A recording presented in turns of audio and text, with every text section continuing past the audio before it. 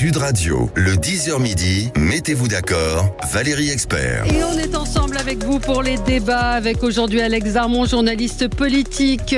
Vous animez également une chaîne de débats politiques sur YouTube, Les Indécis. Bonjour. Et je rappelle votre excellent documentaire, Le ministre qui ne devait pas l'être, documentaire consacré au ministre de la Justice, Éric Dupond-Moretti. Arlette Chabot, journaliste éditorialiste. Bonjour Arlette. Bonjour. L'édito politique, c'est tous les jours à 7h35 sur Sud Radio. Sophie de Menton, chef d'entreprise, présidente du mouvement éthique, et Éric Revel. Bonjour Éric, journaliste également. On vous retrouve sur Sud Radio pour Tout compte fait tous les matins à 7h20 pour dans le Grand Matin Sud Radio. Vladimir Poutine a été réélu. La France estime que les conditions d'une élection libre n'ont pas été réunies. Et puis on parlera évidemment des prises de position d'Emmanuel Macron. Bruno Le Maire veut mettre fin à la gratuité de tout pour tous. Marie Toussaint et Raphaël Glucksmann ne veulent pas débattre sur CNews. Bref, beaucoup de sujets avec vous. Éric, on commence avec vous. C'est un coup de cœur qui sort de la politique d'une alors certaine vous allez manière. me trouver très rugby, mais Sud Radio, c'est la radio du rugby. C'est la radio du rugby. Donc ce match incroyable, j'en ai perdu ma voix quasiment avec cette pénalité passée à la dernière minute par Thomas Ramos. De 47 mètres exactement, tout en détente, en décontraction, qui donne la victoire à la France dans un match qui est jamais ordinaire. C'est le fameux crunch contre l'Angleterre qui avait lieu à Lyon devant un public de folie. Donc ça permet à la France quand même de terminer deuxième de ce tournoi destination qui était mal commencé, parce que je vous rappelle qu'on avait pris une volée contre les Irlandais, qu'on avait fait un match pitoyable, bon, même si l'Italie est en pleine renaissance contre les Italiens.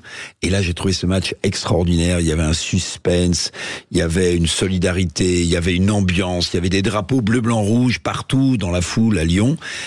Et je trouve que ça fait du bien de voir cette France qui gagne, avec des joueurs de rugby qui se la jouent pas, et avec des supporters qui s'embrassent, quel que soit le camp qui gagne. Voilà, donc coup de cœur pour l'équipe de France de rugby qui termine en beauté ce tournoi destination. Attention, vous allez perdre votre voix. Vous avez regardé, j'imagine. Oui, bien sûr, et c'est exactement ça. Les petits jeunes qui arrivent en plus et qui poussent à la porte, Léo Barré à l'arrière qui fait un match exceptionnel, le Garec en neuf, pareil.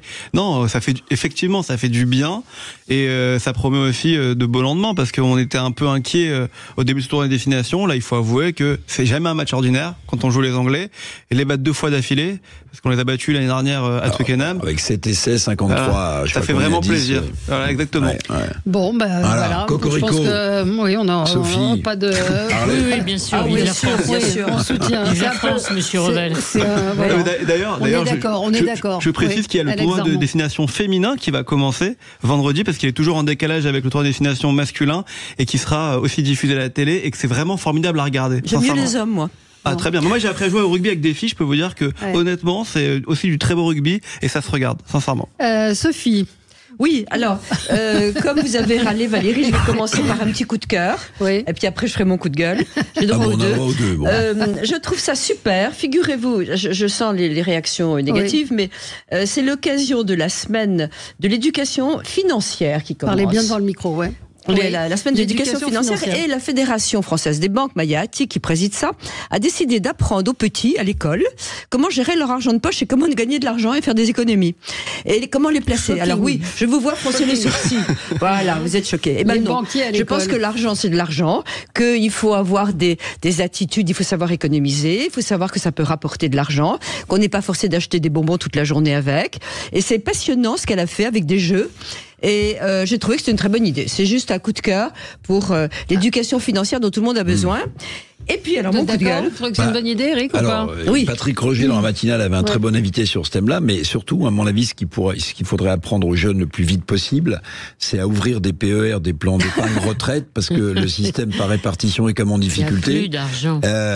Et ça, c'est un vrai sujet. Directement du livret de caisse d'épargne au plan épargne retraite. Alors, je crois qu'il y a 2 heures d'enseigner pour l'instant, en 4e, vaguement, enfin, c'est des choses, mais c'est vrai que c'est un vrai sujet. Maintenant, vous dire que c'est la priorité, bon, Sophie Menton a raison de le souligner, mais vu ce qu'a dit Bruno Le Maire dans le JDD après son interview du Monde sur le modèle social français, je pense qu'il y a des sujets, Mais enfin bon, puis vu le niveau de nos élèves en France aussi, je crois pas que ça soit la priorité de leur apprendre à gérer leur argent. Je suis pas du tout d'accord, c'est des maths. Ouais, mais bon. Non, mais c'est plus que des maths. C'est un peu plus que des maths. Mais c'est vrai que c'est politiquement incorrect d'apprendre aux mômes à gérer leur argent de poche. J'ai pas dit ça. Je dis juste que c'est pour moi pas la priorité aujourd'hui. Non, c'est une semaine. Donc on n'a pas dit que c'était la priorité en classe. Mais voilà. Et alors mon coup de gueule, j'en ai pas pour longtemps, mais quand même, je suis scandalisée à Éthique. On a la chance d'avoir la fédération de l'enseignement privé, des écoles privées, et figurez-vous que l'enseignement à distance va être interdit parce que il faut que tous les enfants soient scolarisés entre des murs, parce que s'ils ne le sont pas, on a peur qu'il y ait des minorités religieuses qui gardent leurs enfants à la maison, etc., etc. Moyennant quoi, on n'a pas fait d'exception. C'est-à-dire qu'en France, on a des systèmes. Moi petite, j'étais au cours Atmer. Parce que j'étais à l'étranger et que j'ai suivi pendant 2 ans des cours à distance. C'est terminé. Toutes ces écoles sont complètement menacées.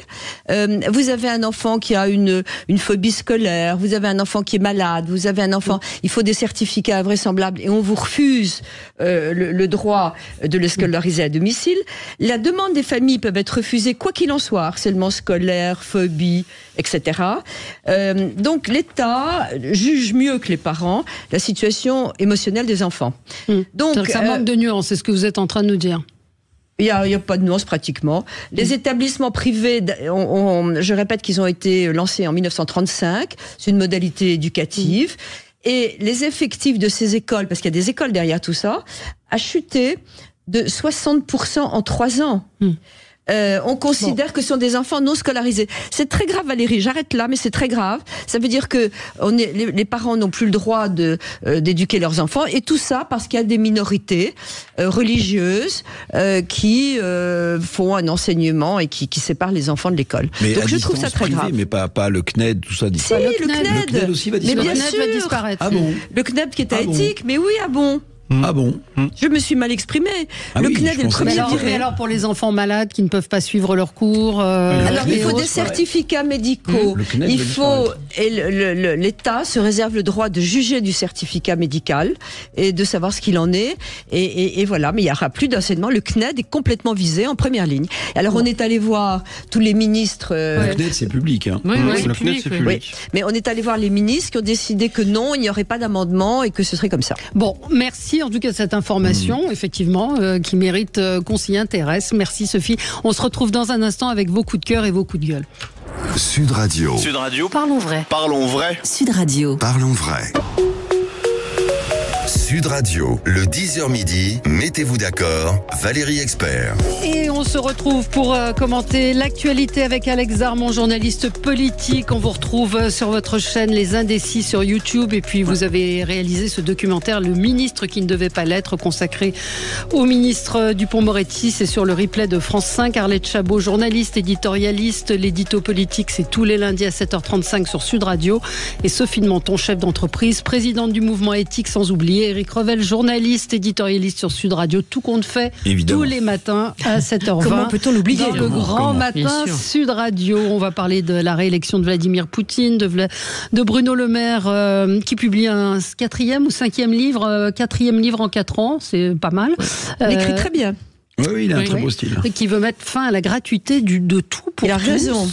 Et puis Marie Toussaint, Raphaël Glucksmann qui ne veulent pas débattre sur CNews. Est-ce que c'est la démocratie et est-ce que c'est la démocratie? Est-ce qu'on a le droit aussi en démocratie de choisir l'endroit où on va débattre? Je vous pose la question. On va continuer avec vos coups de cœur et vos coups de gueule. Juste une petite information. Figurez-vous que ce matin, je crois que je ne sais plus dans quel journal, Olivier Véran, donc est photographié. Je crois que c'est dans le Figaro, à la salle de boxe. Il avait déjà été à Quotidien avec un nouveau look. Contre une petite fille d'ailleurs.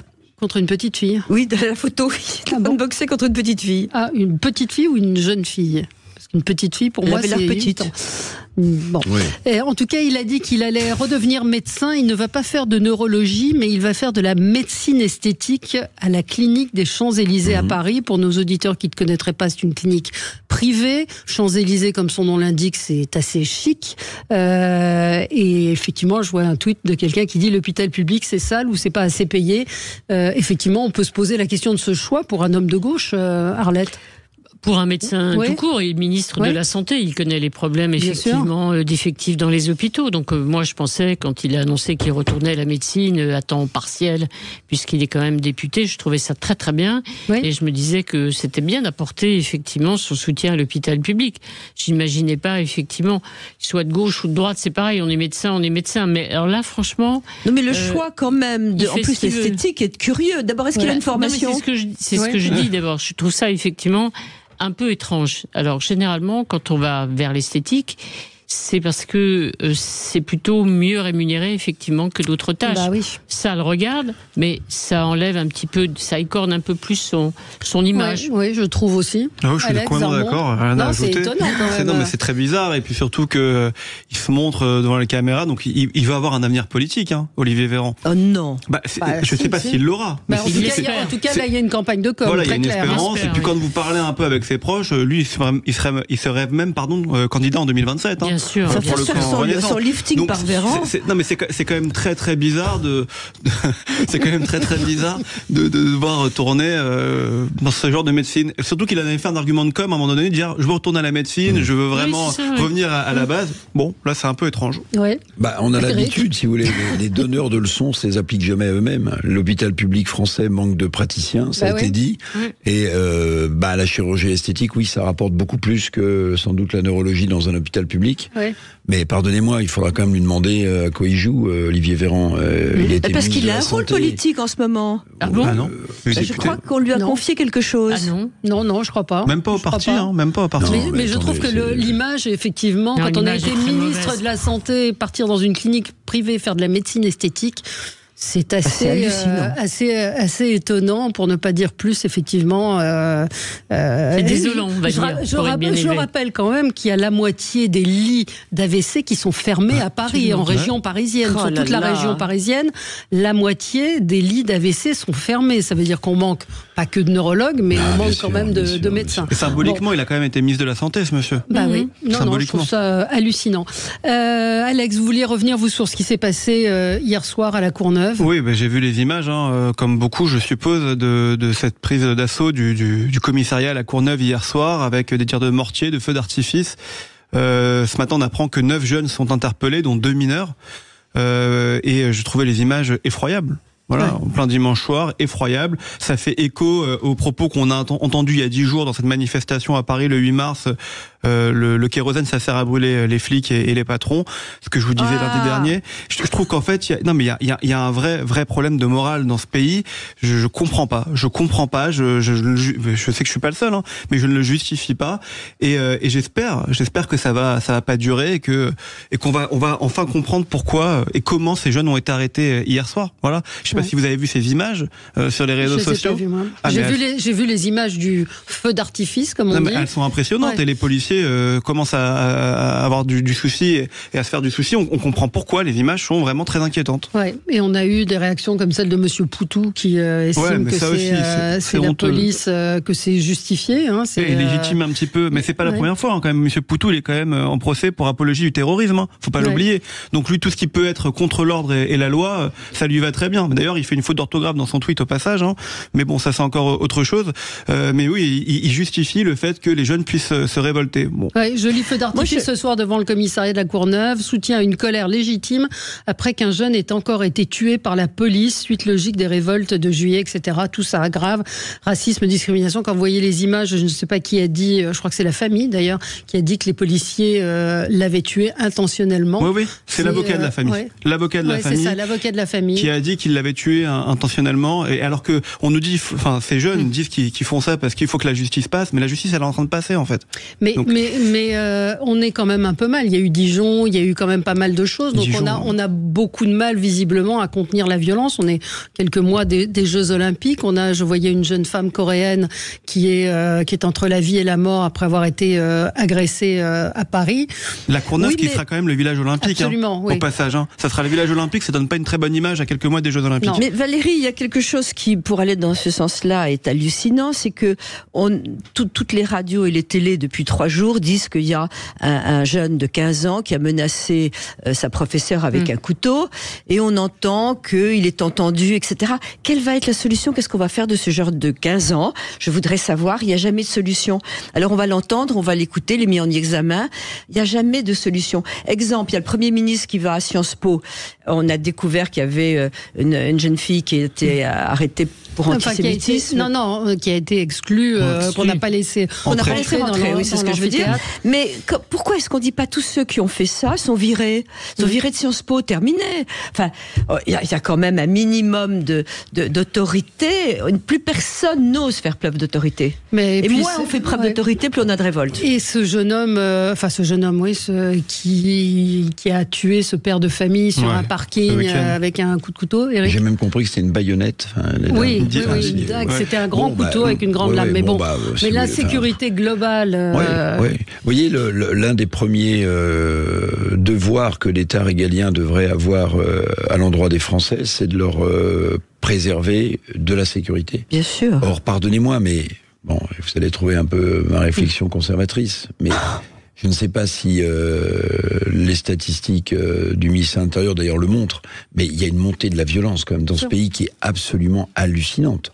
Regardez ce qui se passe dans les transports en commun. Donc il y a un effondrement de toutes parts. Je ne sais pas comment on s'en sort. Je vous le dis, je ne sais pas du tout comment on s'en sort, parce que moi, j'ai l'impression que tous les jours, on a un fait horrible à commenter. Et puis, sur Sciences Po, pardon, mais je pense que l'État a une chance historique de remettre Sciences Po, je vais employer le mot à dessein, dans le droit chemin. C'est de nommer quelqu'un, que le conseil d'administration de Sciences Po nomme quelqu'un qui mette le holà à toutes ces dérives wokistes. Voire antisémites. Ça, c'est une priorité. Parce que si on dit que Sciences Po, ce que je veux bien croire, continue à former les élites dans ce pays, alors il faut arrêter que Sciences Po, comme on le voit parfois d'ailleurs dans les décisions du Conseil d'État, la plupart ont fait Sciences Po puis l'ENA, donne libre cours, franchement, à des théories, à des idéologies qui déconstruisent en permanence l'histoire de pays et ce qui a fait notre force aussi. Bon, et qui désunit les Français. Il faut vraiment que là, on va voir, mais que l'État ne se trompe pas sur celui qui va succéder à Mathias Vichra.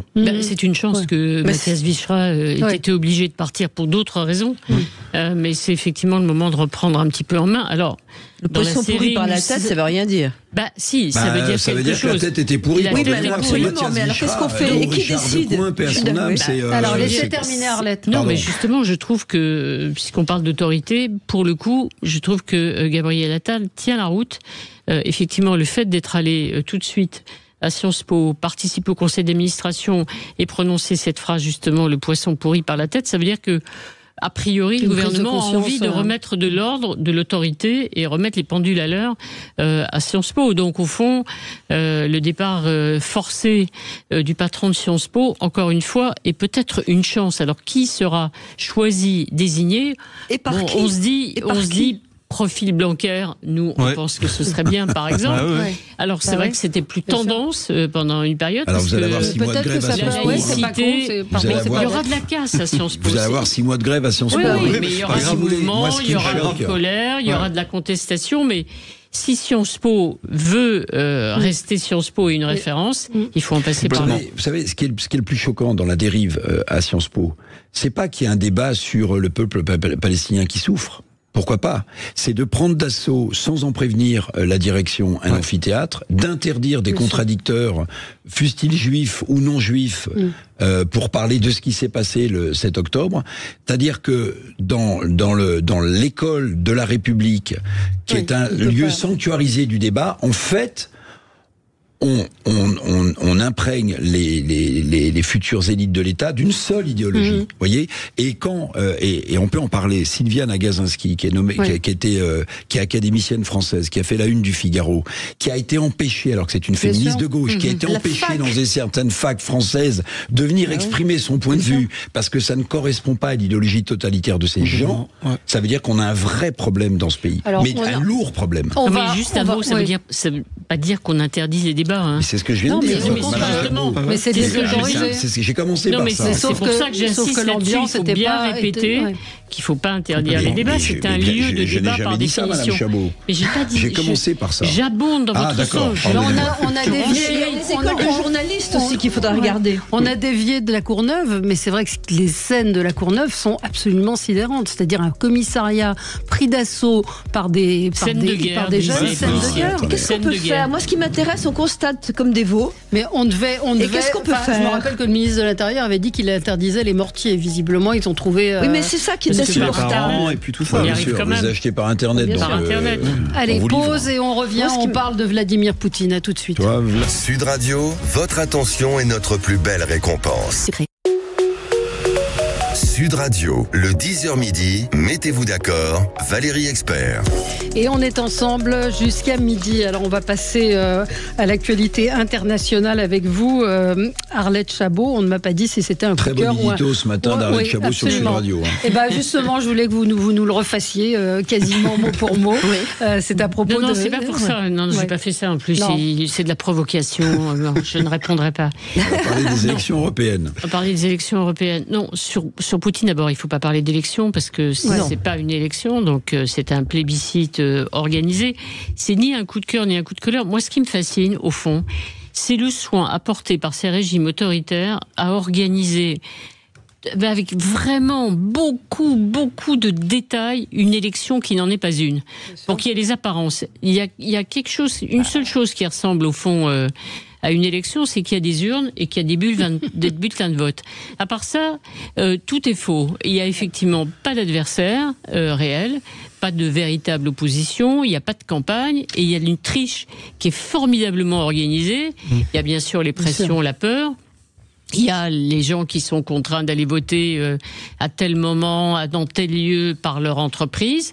Il y a depuis des années, parce que c'est pas la première fois, on en a beaucoup parlé, ce fameux stylo qui écrit et permet d'écrire avec une encre qu'on peut effacer. Donc on change évidemment Donc tout est absolument bien organisé. Plus évidemment ceux qui dans les territoires occupés de Donbass ont voté sous la protection guillemets de militaires russes qui regardaient attentivement comment on remplissait le bulletin de vote. Ce qui fait que la participation est très forte. 73% de participation, c'est formidable. Il y a une mobilisation énorme. 97% des voix à l'élection présidentielle. Voilà. Alors je rappelle qu'en 2000, la première élection, on était 52%. Ça pouvait se tenir, mais au fur et à mesure, ça monte. Donc voilà, et ça montre à quel point ce régime est organisé. Donc, soin apporté pour qu'il y ait les apparences de la légalité, pour convaincre certains, notamment dans le sud global, qui prennent même pas autant de précautions, parce que leurs élections sont très contestables beaucoup, qu'il y a une démocratie, effectivement, en Russie.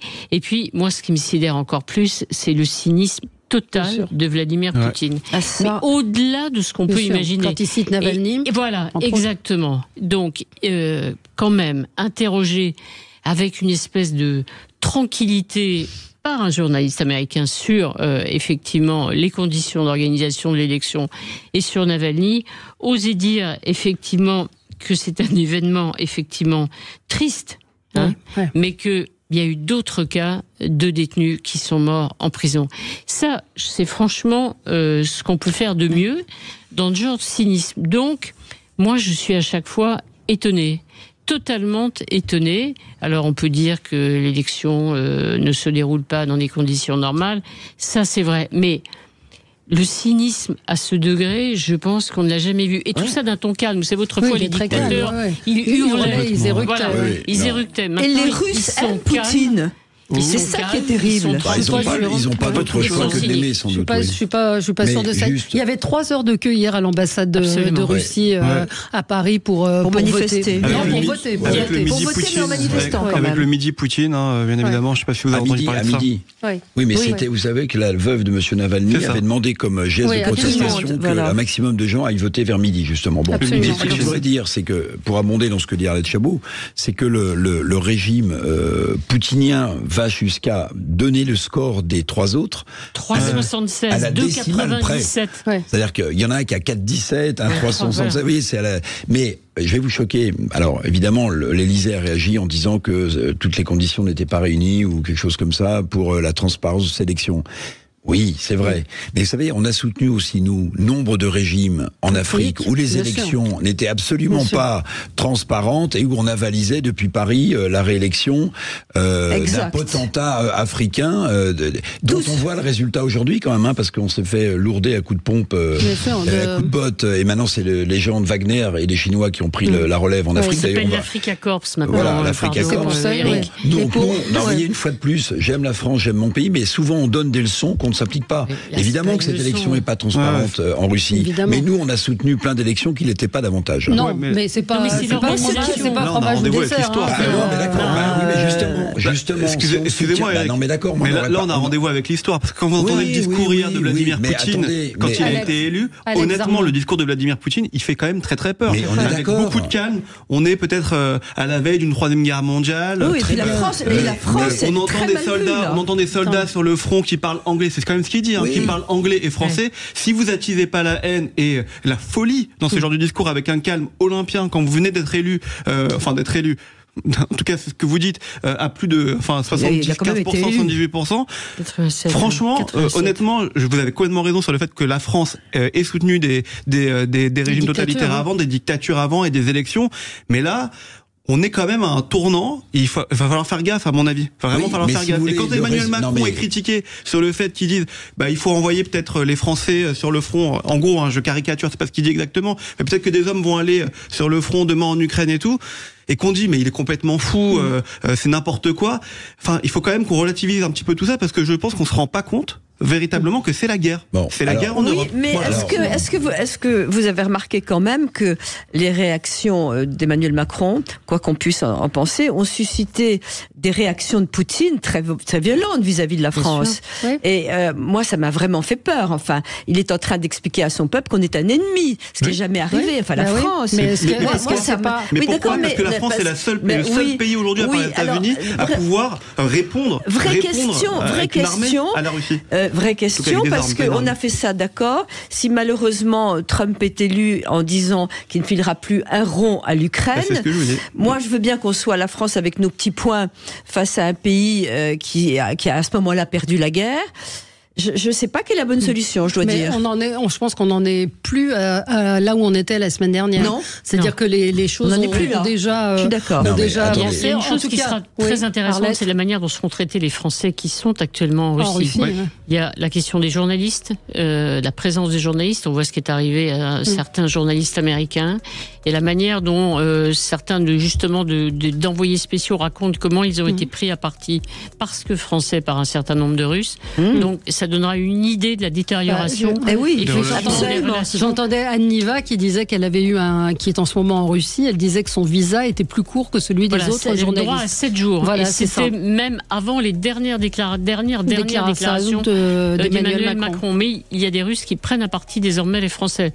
Alors on peut dire que les Français effectivement avaient quand même une proximité avec les Russes qui semble être compromise non seulement par les gens du peuple, et ensuite on verra ce que feront les autorités. Il y aura sûrement des représailles. Et sans compter que les entreprises, ça a été un échec tout de suite terrible, la guerre économique. Une petite page de pub.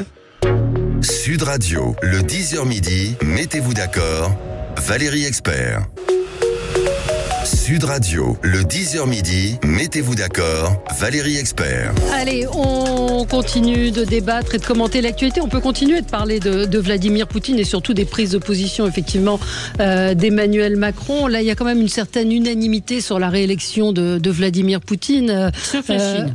Sauf la Chine, qui en matière d'élections et de résultats électoraux est un exemple. Ils font mieux encore. Mais c'est vrai que plusieurs chancelleries occidentales ont déploré... Il y avait une très bonne enquête dans Le Monde, je ne sais pas si vous l'avez vu, sur le nombre de personnalités, ministres, chefs d'entreprise en Chine qui disparaissent du jour au lendemain. Le ministre de la Défense, le ministre des Affaires étrangères, le patron d'Alibaba. Vous avez vu tout ça ? Il y a plein de portraits où vous dites, mais c'est genre... Alors parfois ils réapparaissent, championnes de tennis chinoises. Oui, c'est vrai. Parfois ils disparaissent, parfois ils réapparaissent. Mais du jour au lendemain, des gens qui avaient pignon sur rue, pop, Ils sont virés tout leur mandat et personne, évidemment, en interne, n'ose demander de leurs nouvelles. Hein.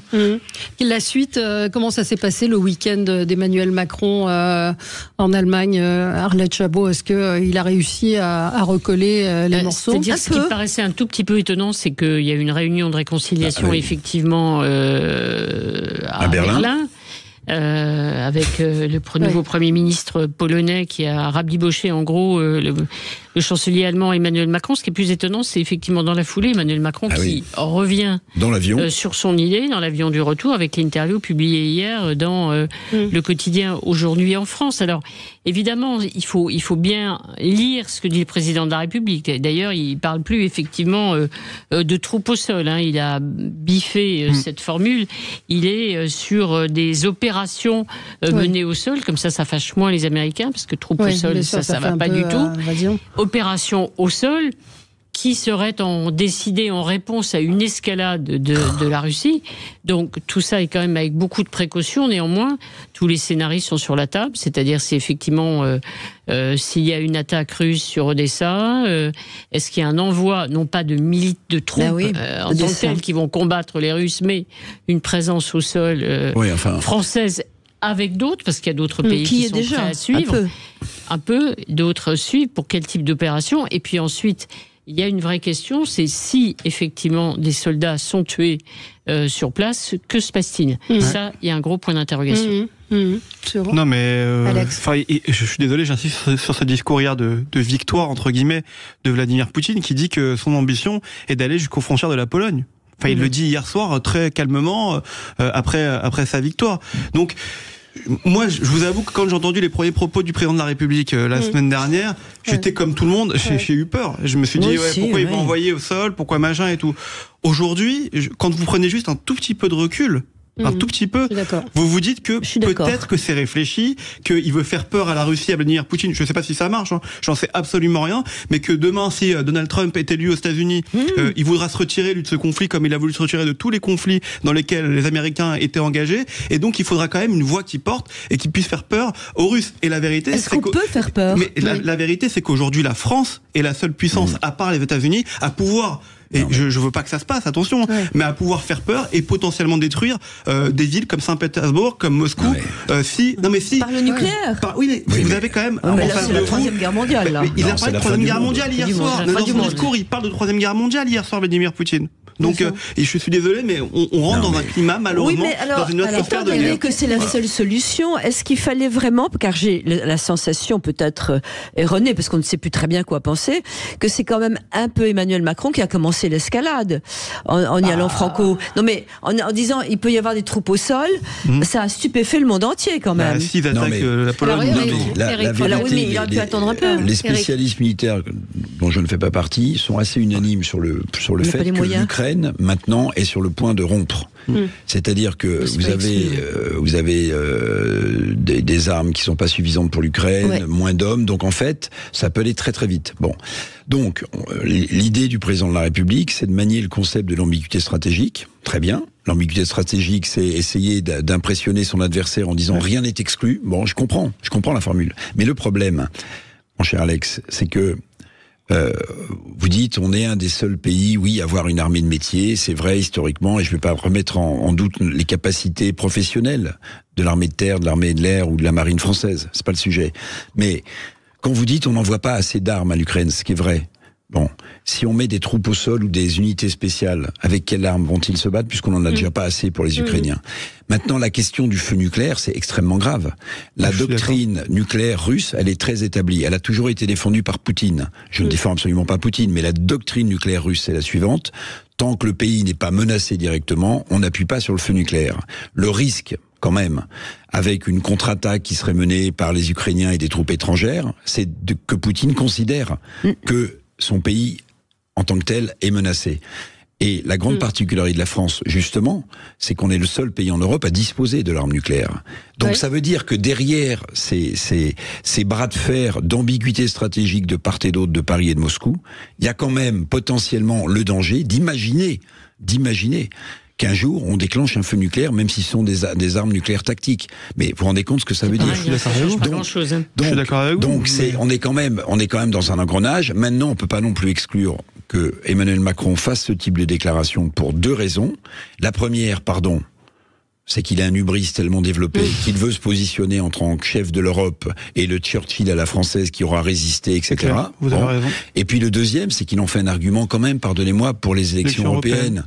C'est qu'en fait, il explique en creux, quand il le dit pas directement, que les troupes russes sont déjà là puisque le RN représente... Vous voyez, donc tout ça, c'est une espèce de pot de confiture dans lequel on touille et où les Français s'inquiètent. S'il y a des informations, au-delà des attaques, des cyberattaques sur les ministères en ce moment qu'on subit sans doute de la part de hackers russes, il faut vraiment que les gens soient au courant, que le Parlement soit au courant. Il faut qu'il ait la nation derrière lui. 40% des Français sont assez pour les déclarations d'Emmanuel Macron, c'est beaucoup. Mais ça veut dire, ça veut dire qu'il y en a 60. Oui, d'accord, mais 40% c'est énorme. Non, mais je mesure le danger que représente l'écroulement de l'Ukraine, l'effondrement de l'Ukraine. Juste, Arlette, c'était votre édito de ce matin sur l'effet drapeau qui ne fonctionne pas vraiment. Ça ne fonctionne pas. J'ai eu cette question vendredi où on m'a expliqué que si je comprenais rien et que c'était quand on dit que Emmanuel Macron a ce genre de déclaration en vue des élections européennes, je pense qu'il sait très bien que c'est plié et que c'est pas ça qui va les faire voter. Pour l'instant, en tout cas, il n'y a pas d'effet drapeau. Au contraire, il y a une inquiétude des Français. Les propos qui ont été effectivement... On a mis 15 jours à essayer de comprendre effectivement ce qu'il y avait derrière les premiers propos d'Emmanuel Macron. Il n'y a pas d'effet, il n'y a pas une popularité, il n'y a pas d'effet drapeau, il n'y a pas de rassemblement. D'abord parce qu'on ne comprend pas. Deuxièmement, les gens ont compris simplement les troupes au sol, c'est-à-dire envoyer des soldats, c'est non. Et troisièmement, il n'y avait pas une perception énorme de la menace sur la France. Donc il faut voir si ces propos infusent. Pour l'instant, c'est plutôt contre-productif. Il y a effectivement un risque, donc tout ça va entrer dans la tête des Français, et il y a un risque évident que je crois qu'ils comprennent tous, puisque Eric en parlait, c'est les attaques cyber avec notamment les Jeux Olympiques. Et que pourrait-il se passer aux Jeux Olympiques? Là, il y a effectivement une vraie menace. Donc avant de déclencher la Troisième Guerre mondiale avec des armes nucléaires qui seraient utilisées et qui, en principe, c'est ça la dissuasion, sont là pour ne jamais être utilisées. Il y a effectivement une menace, notamment sur des Jeux Olympiques. Ça peut être grave aussi, les attaques cyber, le dérèglement, et après, tout est possible. Donc, en tout cas, pour l'instant, la guerre n'est pas déclarée. La Russie n'est pas un ennemi, dit le président de la République, mais un adversaire. Donc jusqu'où iront les adversaires et les autres? Est-ce qu'il n'a pas réussi quand même, d'après ce que j'ai lu, il essayait en fait d'unifier un peu l'Europe. Est-ce qu'il n'a pas réussi à influer un tout petit peu pour que l'Europe fasse bloc, sans parler effectivement vraiment d'hommes au sol, mais on a l'impression qu'il est un peu revenu en arrière quand même, le président allemand? Chancelier allemand, pas tellement, il n'y aura personne au sol, mais il y a quand même un certain nombre de pays, sauf l'Europe du Sud, par exemple, qui est totalement hostile, mais d'autres se rallient. On ne parle pas uniquement des Baltes, de la Pologne, qui sont... Mais c'est une idée qui fait son chemin, parce que la question à laquelle on n'a pas répondu, c'est la situation à laquelle Eric faisait allusion tout à l'heure. En cas de défaite de l'Ukraine, qu'est-ce qui se passe? Point d'interrogation. Et c'est vrai que l'idée que Poutine ne s'arrêtera pas là, il le dit lui-même. En même temps, s'il gagne l'Ukraine, il va peut-être faire une petite pause, parce que son peuple en a marre aussi. On peut pas, il faut déjà conquérir l'Ukraine. Mais le grand débat en Allemagne, c'est quand même de savoir, le chancelier Olaf Scholz s'y oppose pour l'instant, mais de savoir si l'Allemagne livra des missiles de longue portée, des missiles Taurus. Oui, il veut toujours pas. Mais mais attendez, mais vous vous rendez compte ce que ça veut dire? Je veux dire, ça veut dire que vous pouvez atteindre, depuis l'Ukraine, vous pouvez atteindre la Russie facilement avec des missiles longue portée. Donc, vous devenez quand même, en vendant tout type de matériel, une sorte de co-belligérant. Donc, en fait, on est tous dans une situation compliquée. Personne ne sait où s'arrêtera la folie de Poutine. Après l'Ukraine, effectivement. Mais imaginez qu'il agresse un pays qui est membre de l'OTAN. L'article 5 fait que quand un pays de l'OTAN est agressé, on doit y aller. Voilà. Maintenant, sur Trump, moi je vais être un peu plus mesuré, je ne sais pas s'il sera élu ou pas, mais en tout cas, il est toujours imprévisible dans son imprévisibilité. Bon, donc ça veut dire que les déclarations qu'il fait là, qui sont aussi des déclarations à direction interne de son électorat républicain très radicalisé, ça ne veut pas dire qu'il les tiendra. Je le vois mal pour des raisons toutes bêtes de business. Je veux dire, lâcher l'Europe et laisser Poutine aller où il veut en Europe. Et puis la dernière chose quand même que j'aimerais dire aux européistes convaincus, dont je ne fais pas partie, c'est qu'on nous a expliqué quand même depuis le début, que l'Europe c'était plein de difficultés, que c'était une Europe fédérale, qu'on y perdait peut-être notre souveraineté par définition, mais que surtout on était préservé de la guerre. Ah oui, non, pardon, mais c'est la guerre entre nous. Eric, il faudrait envoyer le Taurus selon vous? Il faudrait. Mais non, enfin, j'en sais rien. Je suis pas un expert militaire. Moi non plus. C'est exactement ça. C'est pas. Il faudrait pas. C'est pas la même chose. Pas de la guerre. C'est pas la même guerre, mais c'est une guerre. J'ai bien compris. C'est pas une guerre entre nous. C'est la fin de la guerre entre la France et l'Allemagne. A-t-il raison? Ouais. Bah attendez. En tout cas, il n'y a pas de guerre entre la France et l'Allemagne, mais voyez bien que même si mais l'Europe est attaquée de l'extérieur. Non, mais rien ne marche entre Olaf Scholz. C'est bien ça le problème. Et Emmanuel Macron depuis le début. Rien ne fonctionne entre Olaf Scholz et Macron. Mais regardez, vous l'avez souligné vous-même, Arlette. Il est sur une estrade où il dit nous sommes ensemble, l'union fait la force avec Scholz. Et dans l'avion du retour, il dit je vais quand même peut-être pas exclure d'envoyer les troupes. Oui. Bon, alors Olaf Scholz, je suis à la place d'Olaf Scholz, je l'appelle dans la foulée. Oui. J'ai dit Monsieur le Président, vous foutez de moi ou pas? C'est pas d'une habileté absolue, sauf qu'il explique qu'il y a une différence effectivement fondamentale entre la France et l'Allemagne, c'est les cultures stratégiques pour faire simple, et qu'au fond, on revient à un bon partage des tâches que vous connaissez très bien, mon cher Eric, c'est-à-dire que puisque l'Allemagne a de l'argent, elle donne de l'argent, et puisque la France a une armée, des armes et l'arme atomique, eh bien, elle peut effectivement être elle a sur plus beaucoup d'argent, l'Allemagne. Bon. Ah, quand même. Et puis l'échec, on a oublié de signaler l'échec absolu quand même. C'est très important parce que nous, les entreprises, c'est ce qui nous a concernés. Quand on nous a dit enlevez vos boîtes immédiatement de la Russie au début de la guerre, je suis désolée, les marques ont été piquées par d'autres.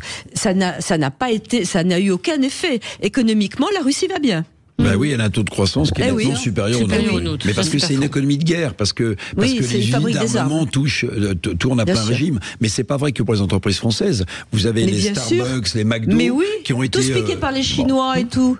Bah c'est du business la guerre aussi. Hein. Oui, mais on a toujours dit, nous on a dit toujours que ça n'avait jamais fonctionné, ce type de guerre économique. Bon, on marque une pause et on va parler de notre économie, nous, avec Bruno Le Maire, qui publie donc un livre dans lequel il exprime sa vision de l'économie française. C'est pas comme s'il était ministre de l'économie depuis quelques années. On va en reparler avec vous dans un instant. À tout de suite. Sud Radio, le 10h midi, mettez-vous d'accord, Valérie Expert. Sud Radio, le 10h midi, mettez-vous d'accord, Valérie Expert. Allez, on parle de Bruno Le Maire, donc qui dit qu'il n'est pas candidat pour la prochaine élection présidentielle. Oui, il l'a dit. Il l'a dit ce matin sur une radio ce matin. C'est ça. Même dans l'interview, il le dit hier. Il a dit que ce n'est pas un programme. La voix française apparaître mercredi chez Flammarion est un acte de foi envers la France et non un programme présidentiel. Donc il y est effectivement depuis 7 ans et il estime qu'il faut en finir avec l'État-providence. Et il voudrait plutôt un État protecteur. Beaucoup de communication autour de Monsieur Le Maire aussi. Alors, Eric, comment vous comprenez ça? Bon, d'abord, vous avez souligné que Bruno Le Maire, il est à Bercy depuis 7 ans. Ouais. Donc, c'est bien de faire le constat des dérives budgétaires et de l'impasse budgétaire dans laquelle on est. Je rappelle qu'en avril, les agences de notation vont se pencher de nouveau sur le crédit de la France et qu'une dégradation de la note française aurait des implications très inquiétantes en surenchissant le coût du crédit. Mais si vous voulez, là, il me semble-t-il, on a passé un cap supérieur. Alors c'est bien, moi j'en fais partie des gens qui constatent que notre modèle social au sens large coûte trop cher par rapport aux moyens qu'on a aujourd'hui. Bah oui. Bon, ça c'est... Bon, il a raison, Bruno Le Maire. Bon, maintenant, il va s'attaquer, parce qu'il n'arrête pas d'en parler. Il en a parlé dans son interview au JDD hier, il en avait parlé il y a 10 jours, 15 jours, dans cette longue interview qu'il a donnée sur le même mode au Monde. Et qu'est-ce qu'il dit? Il dit il faut réduire le remboursement des ALD, c'est-à-dire des affections de longue durée. Alors il donne ce chiffre dans le JDD hier que j'ai vérifié, qui est à 10 milliards près vrai, mais on n'est plus à 10 milliards près. Il dit on est passé en 10 ans de 8 millions de personnes à 12 millions de personnes qui bénéficient de l'ALD. Alors que l'ALD, je rappelle ce que c'est. C'est des remboursements à 100% pour le cancer, le diabète, les AVC, les maladies psychiatriques. Et il dit que ça coûte 120 milliards d'euros par an. Autre sujet pour le ministre des Finances, c'est le transport sanitaire qui coûte 6 milliards d'euros par an. Les taxis, partout, on prend un taxi pour aller se faire... Qu'il fasse le constat et qui tire la sonnette d'alarme. Il avait dit c'est pas un coup de rabot qu'il nous faut, on est en pleine urgence. Oui. Parce qu'on a une dette de 300 milliards, parce qu'on a un déficit budgétaire de 175 milliards, parce qu'on a un déficit commercial qui est à peine en dessous des 100 milliards de déficit commercial, parce qu'on emprunte 285 milliards d'euros cette année. On est dans une situation budgétaire très inquiétante. Et même le prudentissime président de la Cour des comptes, Monsieur Moscovici, a dit on est au pied du mur. Donc si vous voulez, on est... Bon, très bien ce constat. constat de la part de Monsieur le maire. Et il veut diminuer le chômage par 2. Et il me disait, il faut diminuer le chômage par 2 pour arriver à rétablir l'emploi. C'est obligatoire. Et il me dit, le problème, c'est que j'ai toute la France dans la rue. Parce que on oublie aussi le nombre de gens qui ne veulent pas prendre un boulot supplémentaire, ni même être augmentés pour bénéficier des aides d'État. Et c'est gigantesque comme somme. Oui. Maintenant, je vois, Thomas nous dit, moi, je suis au RSA et bénéficiaire de l'ALD. Ces gens passent leur temps à m'agresser. Il y a des situations dramatiques. Mais bien il y a sûr, des gens mais qu'est-ce qu'on fait? On a besoin d'aider ces gens. Moi, ce qui me fascine quand même, parce que Bruno Le Maire est évidemment un homme intelligent, qui écrit très bien. Je vous recommande son livre, son roman qui s'appelait La musique absolue, et qui était une interview fictive entre Carlos Kleiber, qui était un très grand chef d'orchestre. Vraiment, c'est très bien écrit, etc. Alors vous allez me dire, il a autre chose à faire quand il est mis. Très bien. Mais ce que je veux dire, c'est que c'est différent. C'est-à-dire que là, il dit, en fait, on peut plus continuer à financer le modèle social français. Donc c'est une bombe politique, à fragmentation. Les ALD, c'est une bombe à politique, à fragmentation. Imaginez que des gens qui sont en très longue maladie ne puissent plus bénéficier de remboursement à 100%, c'est un sujet mais terrible. Alors, maintenant, moi la question que je me pose, c'est pourquoi est-ce que le ministre des Finances dit pas le modèle social, bon, ok, il est dispendieux, il faut sans doute le raboter un peu, mais on va réformer l'État. Ben oui. On va réformer l'État. Ça, personne n'en parle jamais. Dans un très bon éditorial de Nicolas Bétou dans l'Opinion la semaine dernière, il dit qu'on a embauché 140 000 fonctionnaires en plus depuis des années. Donc ça veut dire qu'on continue à embaucher des fonctionnaires avec des services publics qui s'effondrent, avec une éducation nationale qui est pas bonne, avec un hôpital public qui est à la dérive, avec des forces de l'ordre qui manquent de moyens et avec une justice, même si le budget a augmenté, qui manque de moyens. Donc si vous voulez, on est dans une impasse budgétaire et c'est bien que le ministre, 15 jours avant la note de Standard & Poor's ou Fitch, nous dise il y a urgence, ça va plus du tout. Il a essayé, il n'a pas le pouvoir là-dessus. Alors, pourquoi on fait un livre pour dire qu'on peut pas... Non, alors je parle de diminuer le coût de l'État. On sait ce qu'il faut faire, il n'a pas le pouvoir. Alors, Alex... L'analyse d'Éric est très très bonne, mais mon cher Éric, vous savez aussi que tout ça est très politique, entre guillemets. Il est là depuis 7 ans, Bruno Le Maire. Il est ministre de l'économie depuis 7 ans. Il n'avait pas le pouvoir. Quand vous êtes ministre, si vous n'avez pas le pouvoir, c'est qu'il y a un problème. Oui, il y a un problème. Et hier, il fait une interview très longue dans le JDD, où il dit qu'il n'est pas candidat, mais en fait, il est candidat, sans le dire. Il nous parle de référendum, enfin, toutes les choses que Macron ne veut pas. Oui, mais dont Emmanuel Macron ne voulait pas, ce qui veut dire une seule chose, c'est que la succession est ouverte. Et ils vont tout jouer. Tout jouer la rupture aujourd'hui. Bruno Le Maire, hier, dans son interview, il joue la rupture du début à la fin. Darmanin va faire pareil. Je suis tout à fait d'accord, parce que même s'il dit qu'il n'est pas candidat, la première réponse à la question dans le JDD, alors a fait sourire un peu, parce qu'en fait, c'est le titre d'un film de James Bond. Demain ne meurt jamais. Demain ne meurt jamais. Il dit la France ne meurt jamais. Mais pardonnez-moi, Emmanuel Macron, il parle jamais de la France. Il parle de la souveraineté européenne. Donc en fait, Bruno Le Maire se met en porte-à-faux avec ça. Quand il parle de référendum dans cette interview, en fait, il a même une idée pour le sujet.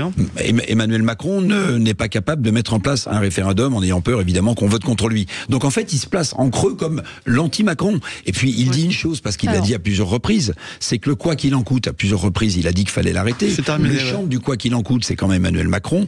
Papier très intéressant. Et Bruno Le Maire, avec Arlette Chabot ce matin de Jean-Pierre Robin dans le Figaro. 816 milliards d'euros de plus de dette publique depuis qu'Emmanuel Macron est au pouvoir.